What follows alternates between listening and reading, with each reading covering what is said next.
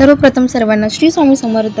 येत्या 15 जूनला असलेल्या अधिक महिन्याच्या सोमवती अमावस्येच्या महायोगात करा 33 पीठांच्या दिव्याचे दीपदान, जे तुमच्यासाठी आणि तुमच्या पितरांसाठी किती पुण्यकारक ठरणार आहे।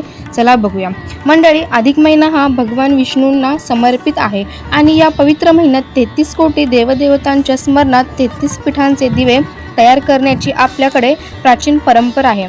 आता हे 33 दिवे कसे बनवायचे, तर गव्हाच्या पिठामध्ये थोडं तूप आणि गूळ घालून सर्व मिश्रण तयार करून त्याचे छोटे छोटे 33 दिवे तयार करावे। नंतर त्या दिव्यांना तिळाच्या तेलाने किंवा तुपाच्या ज्वलित करावे। हे दिवे बनवत असताना भगवान श्री हरी विष्णूंना नामस्मरून मनामध्ये सतत करत राहायचे। दिवे तयार झाले की त्याची पूजा करून झाल्यानंतर हे दिवे आपल्या देवघरात आणि जवळच्या मंदिरात जाऊन प्रज्वलित करून त्याची मनोभावे दीपदान करावे। यावेळी खूप छान दुर्मिळ असा योग जुळून आला आहे, तो म्हणजे सोमवती अमावस्या असलेले हे दीपदान सोमवारीच करावे, कारण धार्मिक मान्यतेनुसार हा अधिक महिना सोमवती अमावस्या या एकत्र येतात।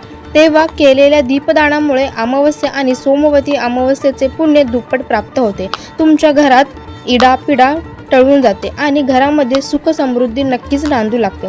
पण दीपदान झाल्यानंतर एक चूक अजिबात करू नका।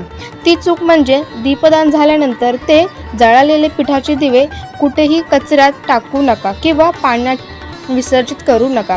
ते दिवे म्हणजे साक्षात अन्नपूर्णा आहे। ते सर्व दिवे एकत्र गोळा करून पक्षी किंवा गाय किंवा इतर प्राण्यांना अन्न म्हणून खाऊ घालावे।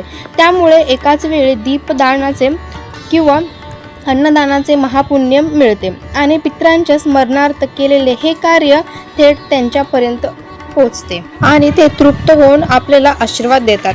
त्यामुळे अधिक महिना आणि त्यामध्ये आलेली सोमवती अमावस्येच्या दिवशी 33 कणकेचे दिवे तयार करून संपूर्ण श्रद्धेने दीपदान करा। ही माहिती आवडल्यास सर्वांपर्यंत नक्की शेअर करा। श्री स्वामी समर्थ।